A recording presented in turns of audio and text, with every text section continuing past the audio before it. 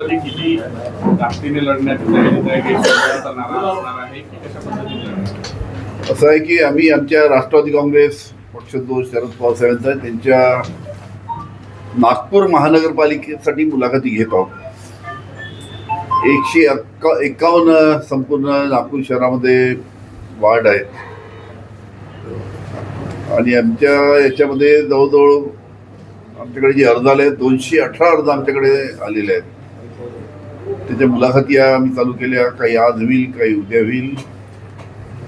आमचा जो प्रयत्न आहे ते महाविकास आघाडीचे जे घटक आहे काँग्रेस, उद्धवजींची शिवसेना, बाकी आमचे जे मित्रपक्ष आहेत त्यांच्यावर एकत्र बसून या निवडणुकीला सामोरे जायचा असा आमचा विचार आहे. त्यावर आम्ही चर्चा सुद्धा करतो आहे आणि ही चर्चा जर यशस्वी झाली आणि समजोता होऊन जर व्यवस्थित आमच्या पक्षाला जर योग्य न्याय मिळाला तर आम्ही महाविकास आघाडीच्या माध्यमातून निवडणुका लढवू. पण आमच्या पक्षाला जर न्याय मिळाला नाही तर मग आम्हाला नाईलाजाने सर्व जागेवर आम्हाला उमेदवार आमची उभी करावं लागेल. पण आमचा प्रयत्न हाच राहील की महाविकास आघाडीच्या घटकांबरोबर चर्चा करून या निवडणुकीला सामोरे जाऊ, हा आमचा पहिला प्रयत्न राहील. महाविकास आघाडी म्हणून लढत असताना तुम्हाला महाविकास आघाडीमधून किती जागा अपेक्षित आहे आणि त्या मिळतील असं वाटतं? कसं आहे, आज आम्ही मुलाखती चालू केली आहे. आता तिकडे काँग्रेसची मुलाखती होत आहे, तिकडे उभाटाची मुलाखती होत आहे. आता याच एकदा संपूर्ण मुलाखती आटोपल्यानंतर मग एकत्रित बसून चर्चा करून मग त्याच्यावरती चर्चा होईल आणि ठरवू आम्ही काय.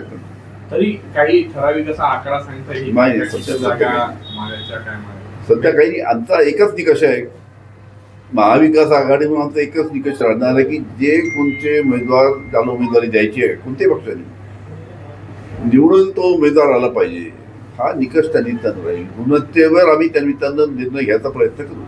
तुम्ही तुमच्या पक्षातून उमेदवारी देताना काही क्रायटेरिया ठेवणार आहे, काही सर्वेक्षण केलं जाणार आहे, काही युवकांना संधी देणार आहे, काय असणार? ऑलरेडी आमचं सर्वेक्षण झालं आहे. म्हणून आमच्याकडे जे चांगले उमेदवार आहेत जे ताकदीने या निवडणुकीमध्ये उभे राहून त्यांना यश मिळू शकतं असे उमेदवार आहेत, त्यासाठी आमचा आग्रह राहील. काही युवा चेहऱ्यांना संधी युवा प्रश्नच आहे. शरद पवार साहेबांचं सांगणंच आहे की जास्तीत जास्त युवा लोकांना संधी द्या. एखाद्या वेळेस त्यांचा पराजय झाला तरी चालेल, पण युवांना जास्तीत जास्त संधी द्या. हा तर माननीय पवार साहेबांनी सांगितलंच आहे. त्या पद्धतीने आम्ही युवांचे सुद्धा चांगल्या पद्धतीने युवकांना कशा पद्धतीने संधी मिळेल. महिला तर आहेच त्याच्यामध्ये 50% जवळपास, युवकांना सुद्धा प्राधान्य देऊ. म्हणजे महिलांना तुमच्या एकूण उमेदवारीचे 50% पाहू काय ठरतं.